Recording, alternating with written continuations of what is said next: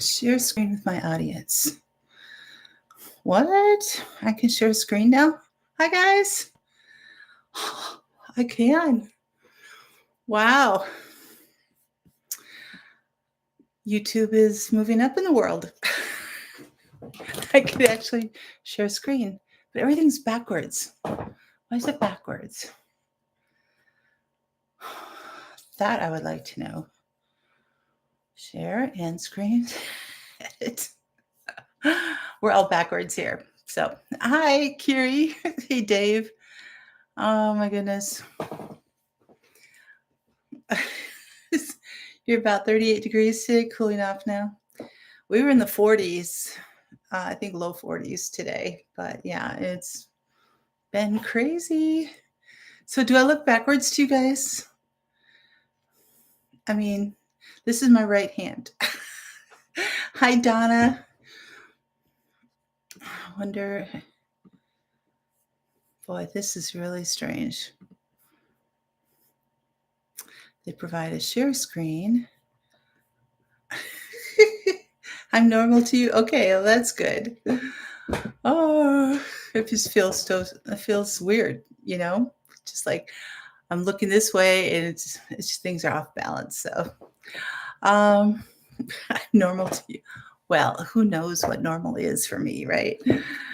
Oh, goodness. How about you guys? How are you doing? Are you feeling normal today?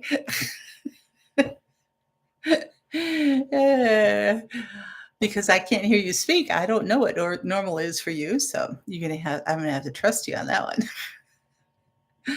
Oh, goodness. It's good to see you guys. Good to see you. We have like almost zero snow. I mean, even in the little patches like that were in the shades on the north side of bushes and trees and stuff like that, there's barely any there. In fact, our grass is starting to green up a little bit. It's just like the frost. I mean, the frost is still coming out of the ground that was deep. We had actually 2 weeks of winter. We had, yeah, 2 weeks of winter. It was crazy. It was nuts. So you spent the weekend felling some trees. Ooh, that is good temps for it. You're not dealing with bugs. It's not 20 below.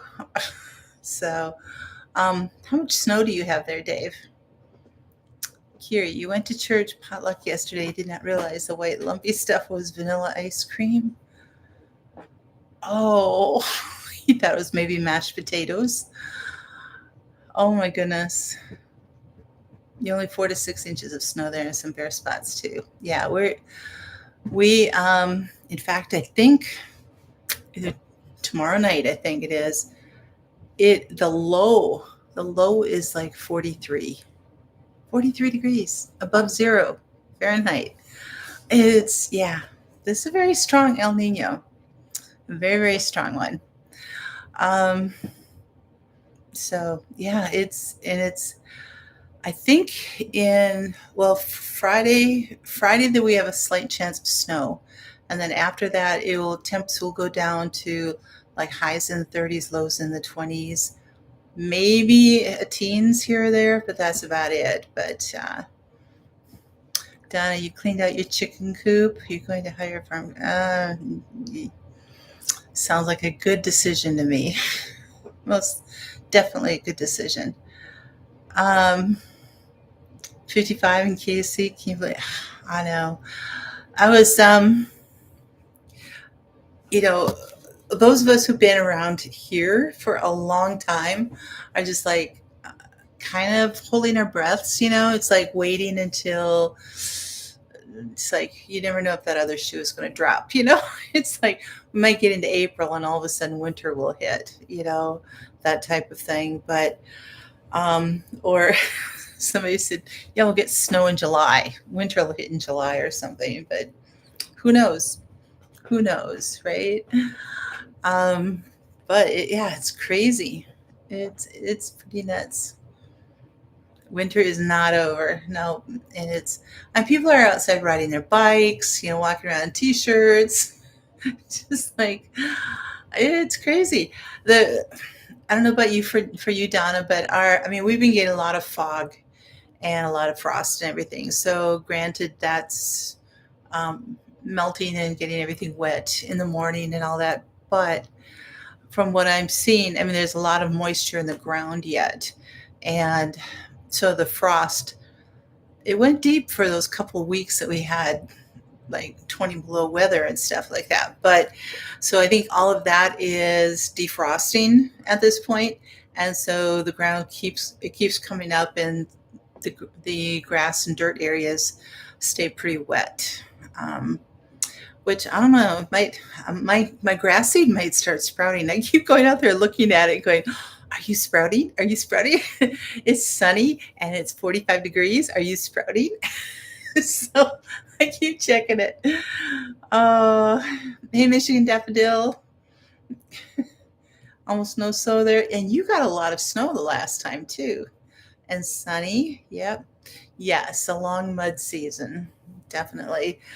So if it can stay like spring type of weather for like 4 months, that will actually be kind of nice. But it sure it helps on the heating bill. You know, everybody's moods are much better too. I think a lot of people are who plan vacations for this time are like, we're going somewhere where it's colder than here. So this weekend at 30. Oh, yeah, you can get the wind around there, that's for sure.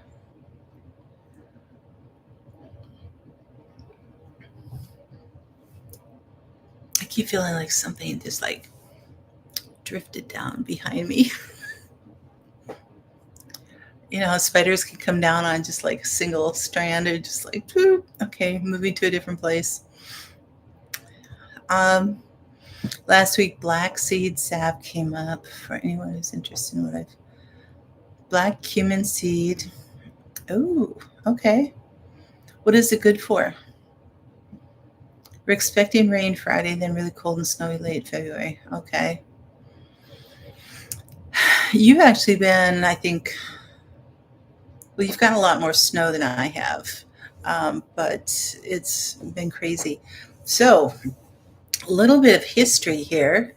I was doing some research, and um, we are the warmest on record since 1877, almost 150 years. Yeah, 146 or something like that. So almost 150 years. Um, well, they do say over 145 years. So that December through February was very, very warm. Now, this particular account that I'm reading, it doesn't cover what my chiropractor told me was that farmers were actually out in February planting seed that year because it was so warm. Um, Black seed salve. Um, oh, okay. Well, that's a good one to have. Absolutely. So it was called The Year Without a Winter. And as you guys have come to know, Minnesota can get some pretty tough winters. You know, it's nothing for us to have long stretches way below 0 Fahrenheit. So, hey, Alicia, are you done digging out? Alicia sent me a picture of the snow there. I mean, they got feet and feet of snow, and the people are just trying to dig out there. Oh my goodness. Oh, UP got the snow. Okay. Okay. For some reason, I thought you guys had gotten like a foot of snow or something, but it must have been somebody else. So, Tim Schultz. That's good. Nice to have that. Yes. So, the year without a winter, um, it went from like December all the way into April, and then it turned cold in May.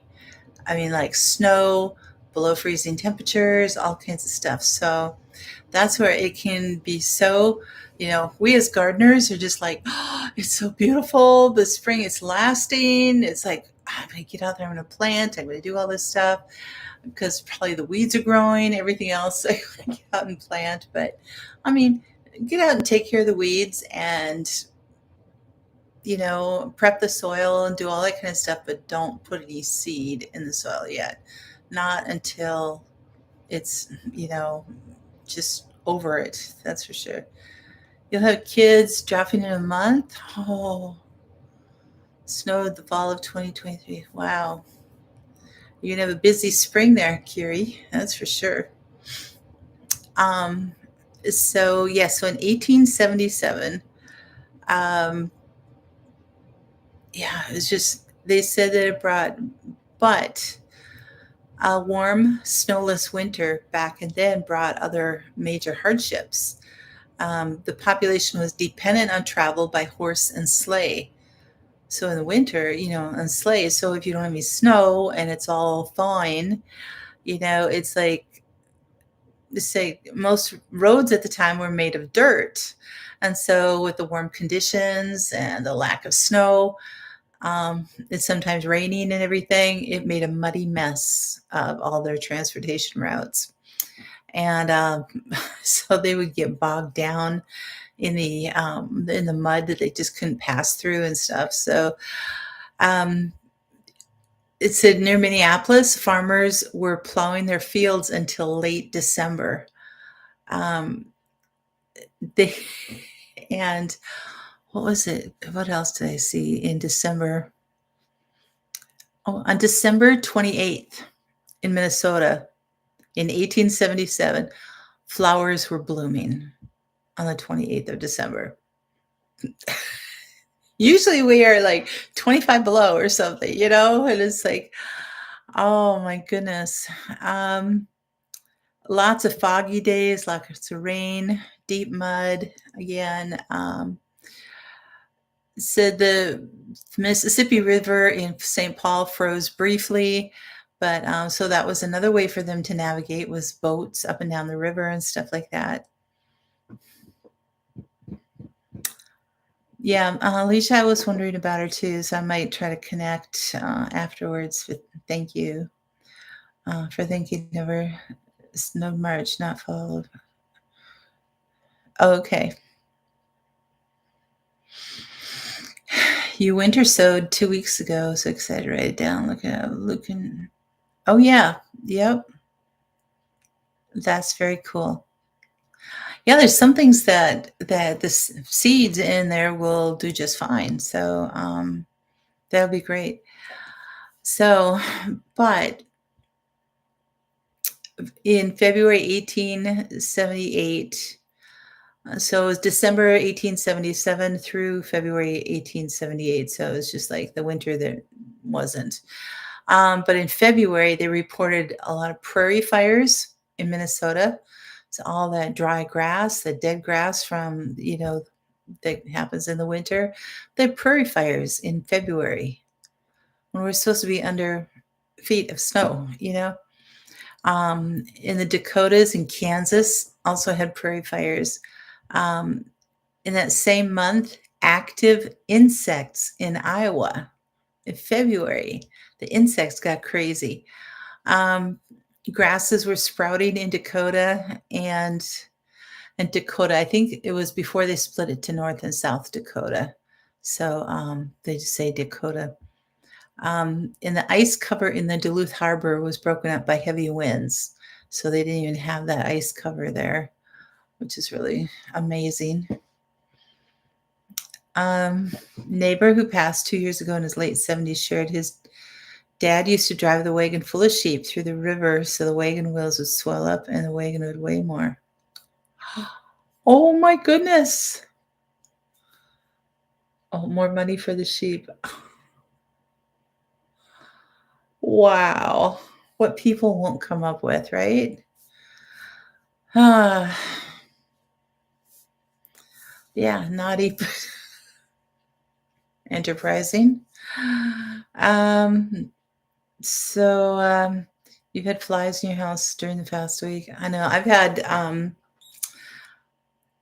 in the fall, like the Asian beetles and the, what are the other box elder bugs and some of the others and flies and stuff. They'll hibernate in the walls of the house, like between the siding and the interior walls and different things in there. Well, they're starting to wake up. It's like February 5th. It's like, you guys go back to bed. I don't want to deal with bugs for a while. I don't want a 10-month summer, you know? And it's like, just go back to sleep. Go away. Oh, yeah, that's yep, Alicia, exactly. So yeah, so I've been killing bugs already. Um, what are some of the other things I said here?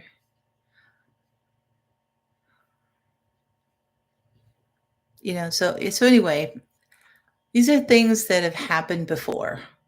Yeah, it's been almost 150 years, but it's happened before. And um, 7 years before that, they'd had another really warm winter. So we do have them. It's like, it's not the freaking out climate thingy, that's going on, but uh, I don't know if you've noticed they've changed the definitions of things, of what actually, like climate is and weather and different things like that. They're changing the definitions to be politically correct type of thing. And it's just like, ugh, I'm just so done with it. Hey Deb, how are you doing? Oh, Mike Washington. Yay. Rainy, snowy, windy. Okay. So true. At least Cali won't have to worry about the fire this year. That is true. They're getting so much rain there. They've been flooding like crazy. So, but anyway, I know Patty was really wanting to see this. So I went up and I dug out the book that I was telling you about it when I was in college that I helped to design for the first 50 years of the college that I had. So, oops. So there's the cover. This one's the paperback version. I have a hardcover, but I couldn't find it. I'm like, I hope I didn't accidentally get rid of it, because I was like purging everything like crazy. And I'm just like, I hope I didn't get rid of it, because it was like a signed hardcover that was specially done for me. So, which I really, really wanted. But anyway, yeah, it's like all the pages in here, everything, oops, is different. So I don't know if I can see here. It's backwards. Where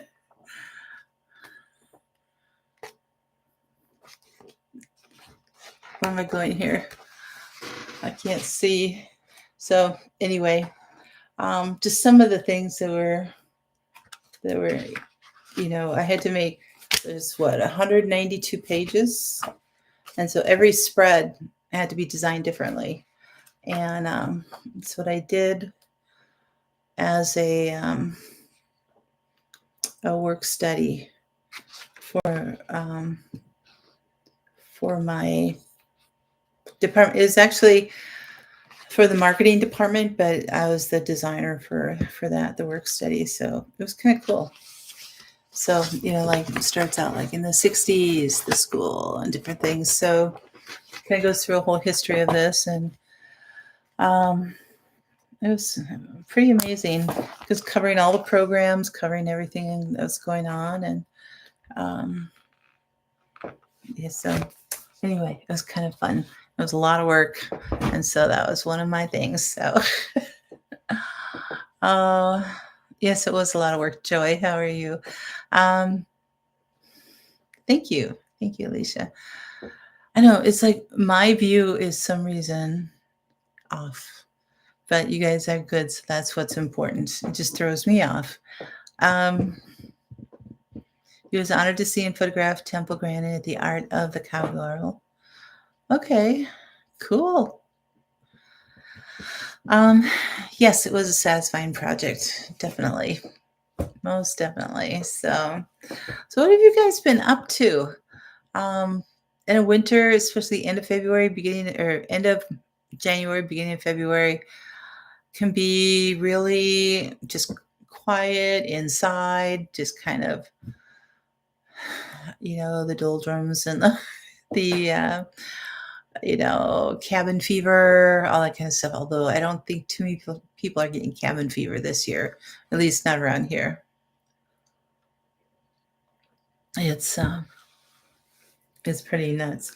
Yesterday, I went to season 4 premiere of The Chosen. Um, it was episodes 1 through 3, and if you guys haven't seen any of those or picked up on any of those movies, I recommend you getting into that series. It started out as a crowd-funded TV series, and it is now season 4 is going to be all on the big screen. And they're doing it every 2 weeks. So right now they have episodes 1, 2, and 3. In 2 weeks, they will bring up episodes 4, 5, and 6. 2 weeks after that will be episodes 7 and 8. And then after that, they will, I think it'll be on their app, I think, or something like that. So anyway, the big screen helps them to get more immediate funding for this next year. And so they're already starting, I think they're already starting to film season 5. I think they are. So anyway, you're eating green beans and melting. That's your highlight of the week, right, Kiri? Oh, thanks, Donna. Yes. After the wild January, you surprise you have the garden urge again. We planted snow peas with the moon. Oh, there you go. But yeah, I mean, so it's perfect time to have that shown. We're not out running all over the place for summer. We're approaching Lent, and all of the kind of stuff that is going on. And so it's a great time to do that. It's really amazing. So, hey, Eli, you have rain in the gloomies. Not sunny California there for you right now, that's for sure. Um, it was a surprise. But yeah, so anyway, it was pretty easy. And bring Kleenex. That's very important. I went with a couple of friends of mine, and it was like brought a box of Kleenex. So it was good. It was really good. So I'm going to finish up. Are you guys getting bored of this at all? Or are you actually getting some information out of it and some good? About the lumpy white stuff. I love the lumpy white stuff. It's like, should have been mashed potatoes, right? Snow's ice cream. You discovered winter sewing and now follow a Facebook page. That's a new adventure in gardening. Oh, there you go.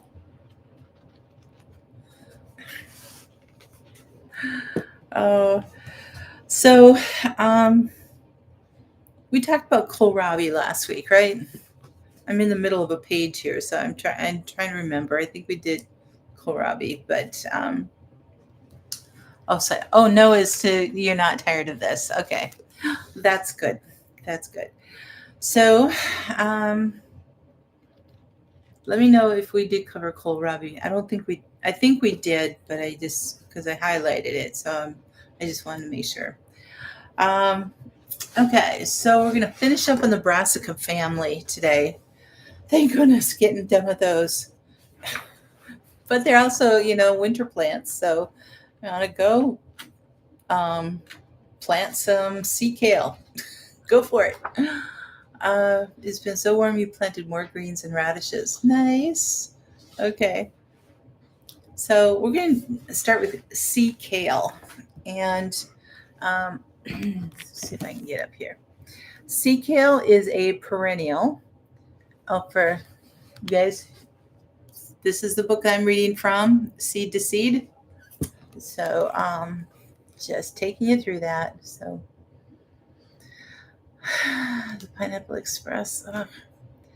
Sea kale is a perennial and requires care similar to rhubarb or asparagus.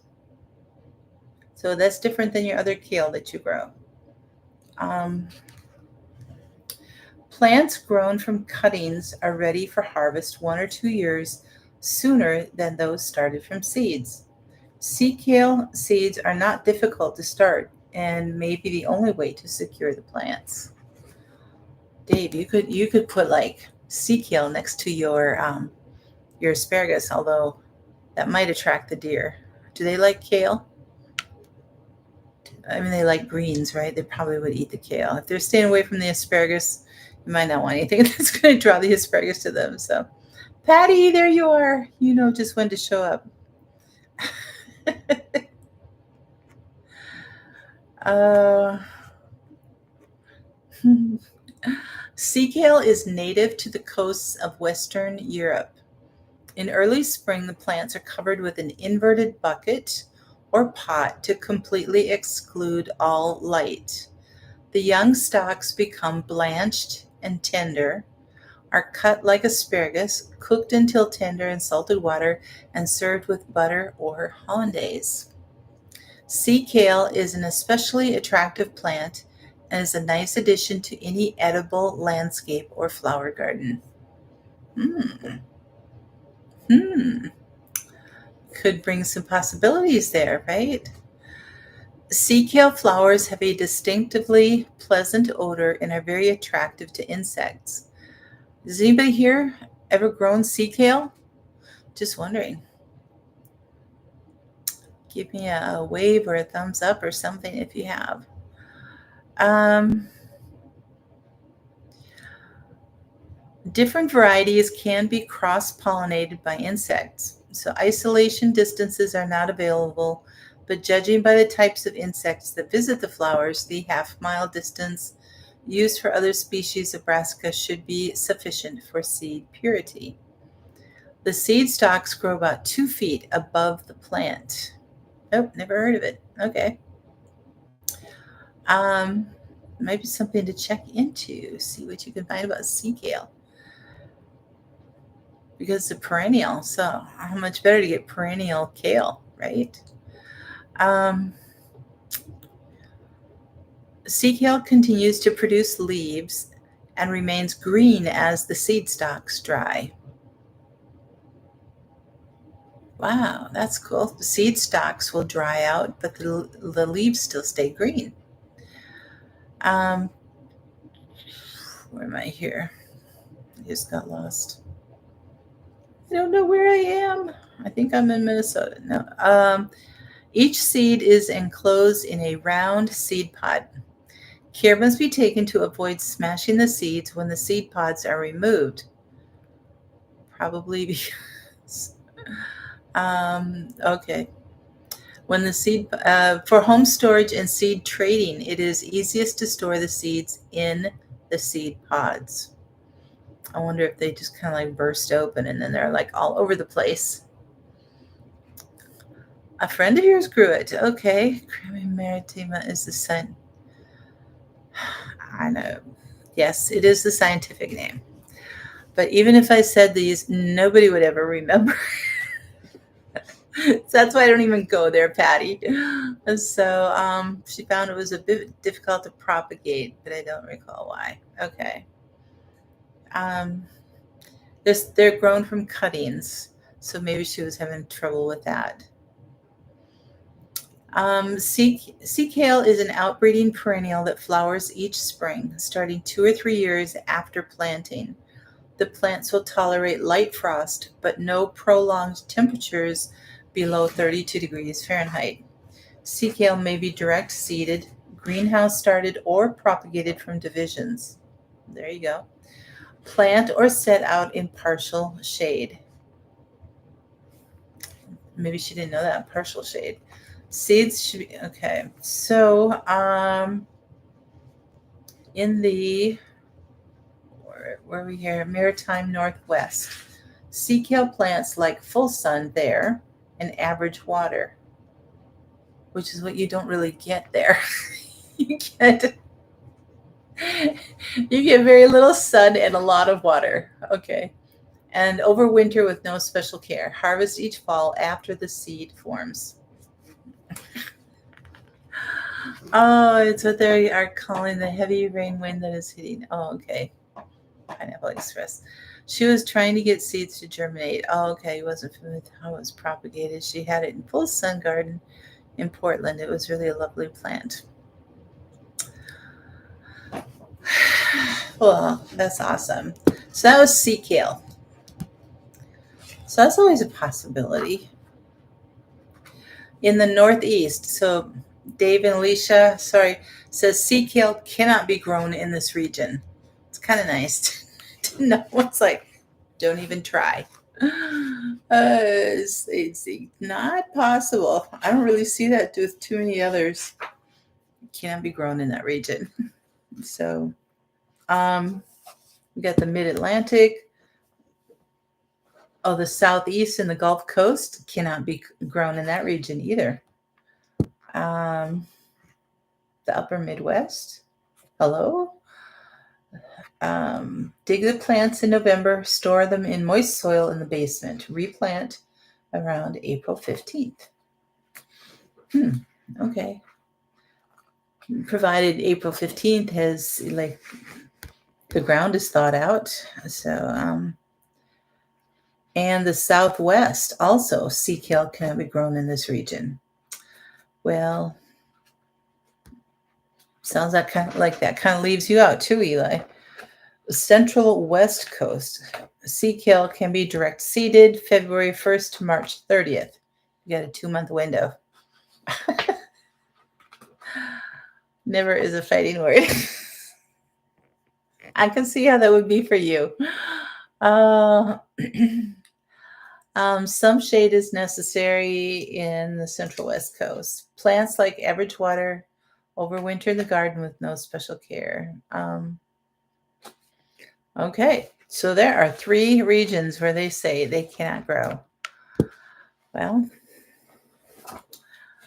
that would be something to try. And then you can just say, well, they were right. It didn't work.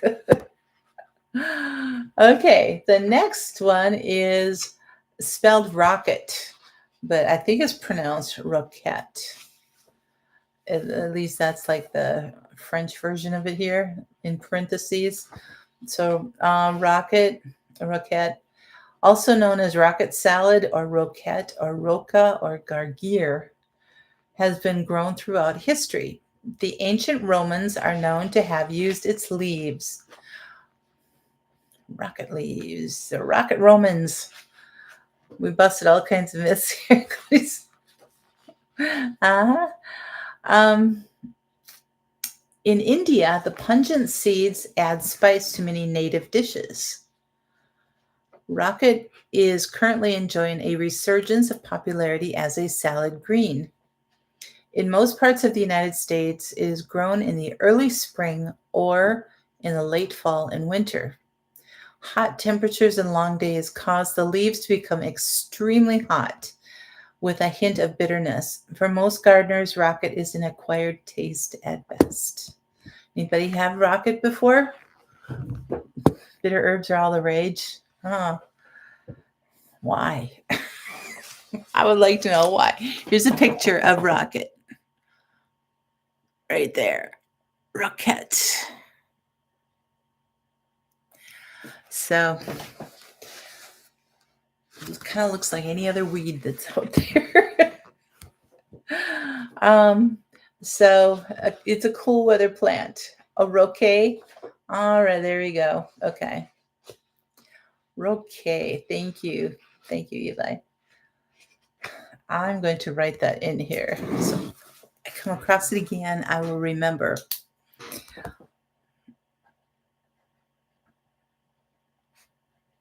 Okay. There we go. I got it in there now. Thank you. They stimulate the gastric juices. Okay. They're good for the liver and digestion in general, like the long game. Okay, okay. Thank you. It's usually planted by broadcasting the seeds. The plants are pulled or snipped, beginning when they have 6 true leaves. The flowers are self-sterile and require insects for cross-pollination. Roquet does not cross with any other genus or species within the brassica family. It's a rogue roquet. It goes off by itself. Hey, Mother Earth, how are you? No worries. Okay, different varieties of roquet will cross with one another and must be isolated by half-mile for seed purity. Seed pollination, harvest, and storage techniques are similar to those used for Chinese cabbage. Turkish roquet is a perennial that is indigenous to Central Europe and Siberia. Further information or seed sources for Turkish roquet are unavailable. It must be a closely guarded secret. Growing roquet from seed. Roquet is an outbreeding annual that bolts to seed quickly during warm days. Although somewhat frost hardy, roquet does not survive hard freezes. Roquet is direct seeded, either covering very lightly or letting water settle the seeds. Plant or set out in full sun or partial shade. Go on with that. So it looks like all regions in the U.S. are open to growing roquet.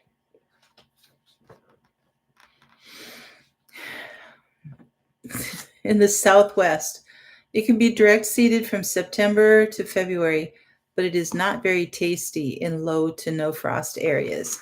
So, like with a lot of plants and apples and everything, it needs a light frost to sweeten it up. Arugula might be the only bitter taste that you like. Okay. You're fine, except for... Oh, back. Oh. It's on the phone with your son's group home. Oh. I hope you get everything put back together really soon, because that hurts. That's no fun at all. So, okay. Am I going to say this one right? Maca, M-A-C-A. Is that right? Maca? I think that's what Josh at In Your Yard Homestead named his dog. Maca. Soft CH. It's M-A-C-A here. So matcha. Okay. It grows wild at high elevations in the Peruvian Andes, where it is used for both food and medicine. Nice. The frost-resistant plants are widely cultivated throughout the central highlands of Peru. Matcha forms a rosette of 12 to 20 leaves. That would be pretty. As the outer leaves die, new ones form in the center of the plant. Kind of like a lettuce head, it sounds like. The roots resemble turnips and range in color from cream, yellow, and purple to black. They are traditionally cooked in Peru by roasting in hot ashes. There you go. Turned 54. Oh my goodness. My youngest brother's going to be 55 in April. It does make you feel old. But that's his son, though, too. Turmeric and black pepper, magnesium, how to you through your back. Oh, that's interesting. I had no idea those would help with your back. Oh, so maca. I was right with the MACA then with a K sound. Maca. Okay.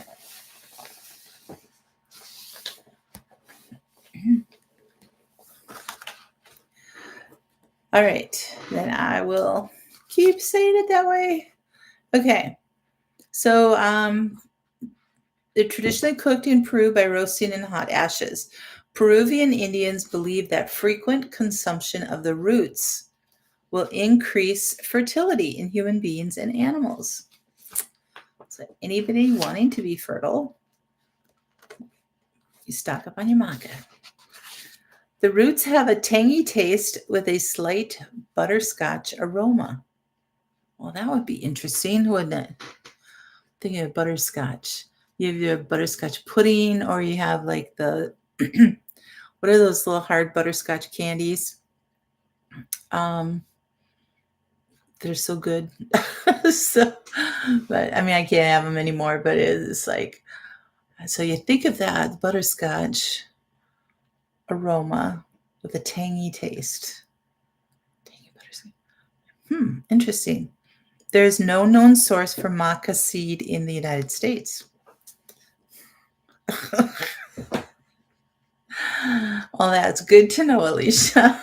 I'm so glad for you. Anti-inflammatory, turmeric, and magnesium helps with muscle spasms. Okay. Love butterscotch. Yay. I know butterscotch. It's really good, isn't it? Um, ooh. What herb would have a butterscotch? I can make a tea. Butterscotch tea without having to go to the sweets route, you know? Do anybody know butterscotch tea? An herb that would be butterscotchy? Other than, well, maca, but that's just the aroma. That wouldn't be the taste of it. Okay. Although, excuse me, although maca is very, very rarely grown in the United States, gardeners who like to experiment might possibly be successful using the following growing suggestions. In areas of the central west coast, we know who's in the central west coast, maca tubers should be started in a greenhouse from February to March and transplanted into the garden around April 30th. The plants like ample water and some shade is necessary. Dig the plants before frost. Store in rice hulls at cool temperatures, and then replant about February 15th. This crop is not well adapted in most areas of the United States, but it can be done.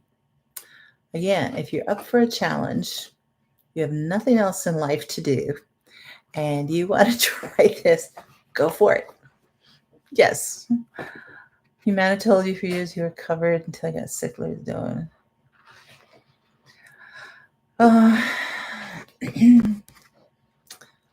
Through Amazon and also Southern Seed Exchange. Oh, there you go. Yay, Southern Seed Exchange. Woohoo. Okay. A couple left here. We have the garden cress. Garden cress resembles its namesake, watercress, in flavor, but not in habitat. Garden cress does nicely in the home garden and requires care similar to other salad greens.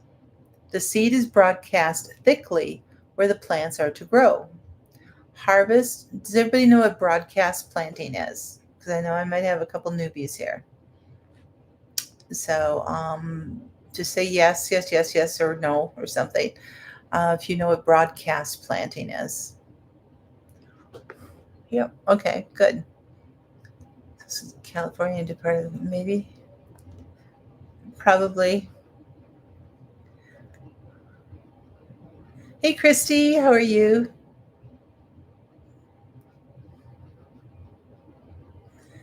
Used to grow a very good type that was so pretty. Nice.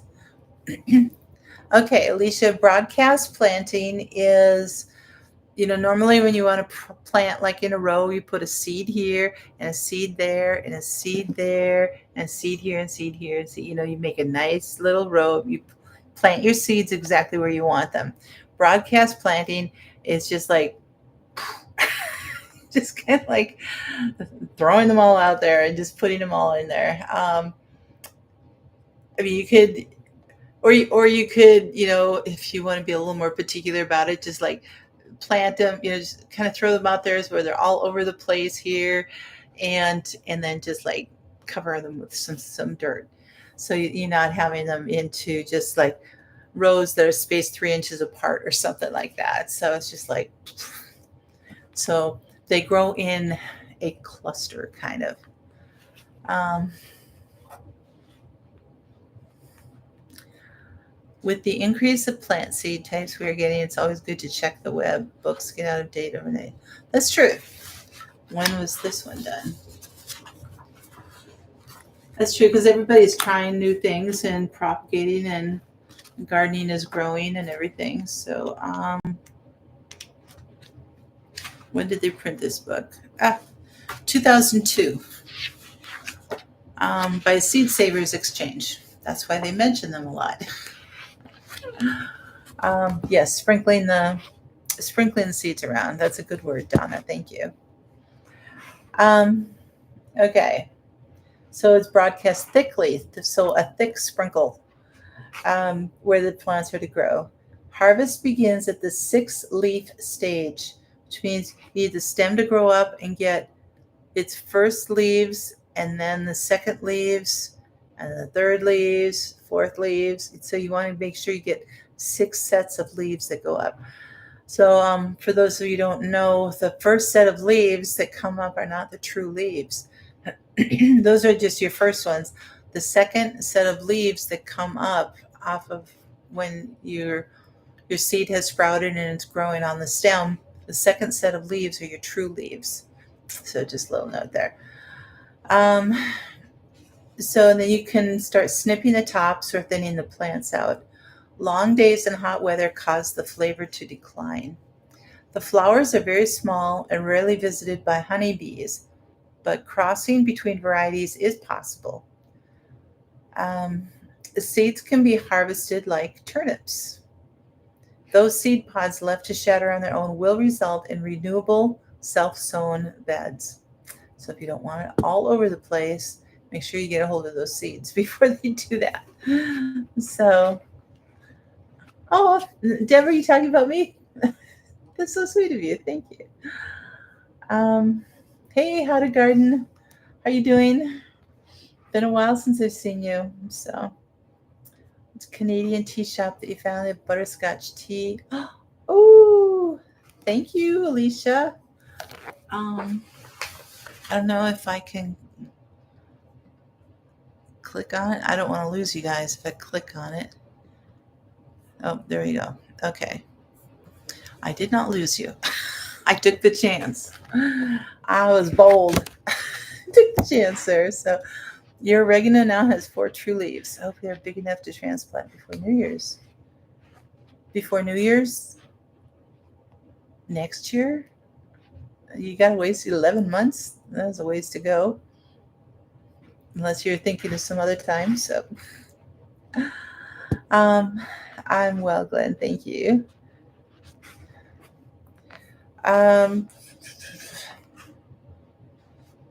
Okay, so other garden cress varieties that are available in many seed catalogs include common cress, broadleaf cress, French cress, curled cress, curly moss cress, land cress, mustard cress, upland cress, and peppergrass.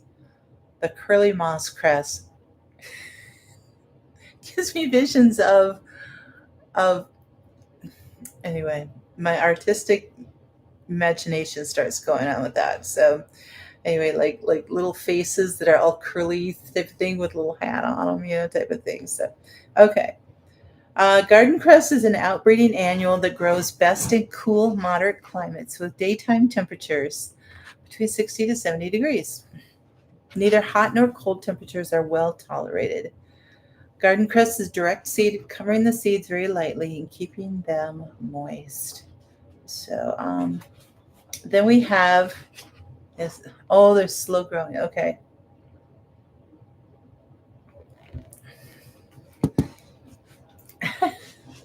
Lost for the stream, Kathy, the stream hero.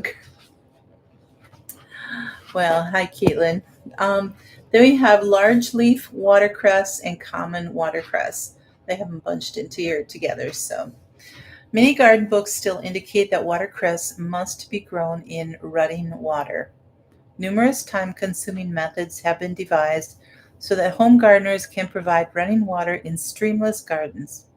Watercress is found naturally in streams, but only needs to be rooted in mud.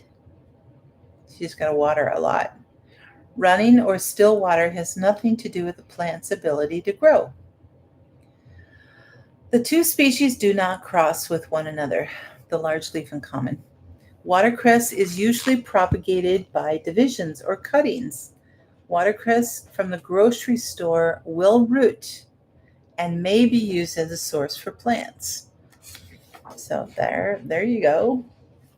The seeds are produced in very small curved seed pods that develop from tiny white flowers.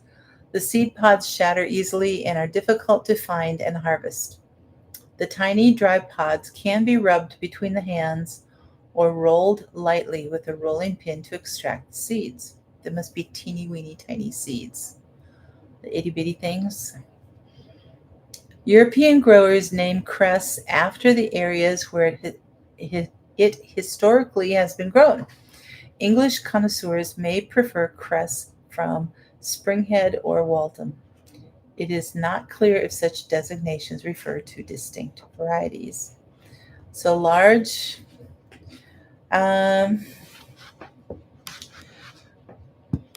not commonly grown in the Northeast, the Mid-Atlantic, the Southwest, or the Maritime Northwest. So it's not commonly grown there. So in the Southeast or Gulf Coast, the large leaf watercress doesn't grow well there, but the common watercress grows wild in cold water streams in the upper South and is propagated vegetatively. Upper South, that must be like Kentucky, Tennessee, probably, the upper South. The Central West Coast, large leaf watercress and common watercress can be direct seeded about March 15th. They don't give me zones here at all. So, Donna, so I just get regions, but not zones. Some shade is necessary. It needs very wet conditions. Just very wet conditions. So, okay. So they are both perennials that grow in cool, moderate climates. And that's it. Finally done with the brassicas. Yay! And just so you know, Patty, I am not going to be going through all of the Latin names for all of the families and species because they don't mean anything to anybody else. So I will try to do my best to just translate. Just so you know, ahead of time. Just so you know. Okay. What do you say? You have yellow cherry tomatoes in your arrow garden. Ooh. Oh, that's fun. Yes, Caitlin, I will be keeping you in prayer, my dear. So, Patty, you weren't here before, but I brought down the book. This is the paperback one that I had. And so there's the back. So this whole image of texture I actually created. I don't know if you guys can see that really well. I mean, it's just smooth here, but the picture, I had a board and I painted it with kind of the rust color, I guess you could say, the basic color, and got it really textured, just the brush and a lot of stuff on there. And I brought it into Photoshop and added all of these other little colors and cracklins and different things like that in here. And so then using on the top, and then in Photoshop, I was able to do this whole design, the bevel, that makes it look like it's like a separate thing on there. So anyway, and then the kind of these streamy stripe type of things. So, but yeah, I was showing them the different different things. Like those are some of the art instructors there. So, but it was yeah. So anyway, 192 pages of all kinds of different things in there. 50 years of history. So thank you, thank you, thank you, thank you. That's a long ways out, Alicia. Yeah. So looks carved. Thank you. I don't even remember quite a bit. You know, at first I had to let all that paint dry and everything, and then take a picture of it, and then bring it into Photoshop, and then do all of these things. So probably 15 or 20 hours, maybe just on the cover itself. The whole book, when did we start it and send it to print? Oh goodness, 8 months, maybe 6 or 8 months. I'm trying to think. It's been a while. It's been 13 or 14 years now since I did it. So anyway, that was as a student. So hopefully my work has improved a little bit over the years. But you guys, it was so fun to spend another hour with you. You know, sometimes I just like, oh, I don't have the energy, but you guys are always so gracious and so kind, and it's so good to see you and spend an hour with you. So I appreciate it very much. Thank you, all my moderators. I'm still small enough bananas where I not being bothered by things here, right? So, Joy, well, thank you. And it's relaxing. Oh, that's good. Well, Dave, say hi to Monique for us. Hope everything is going well with her. And thank you guys. Oh, that would be fun, Mother Earth. That'd be so great. So you guys take care. God bless. Always have hope. And we will see you next week. Good night.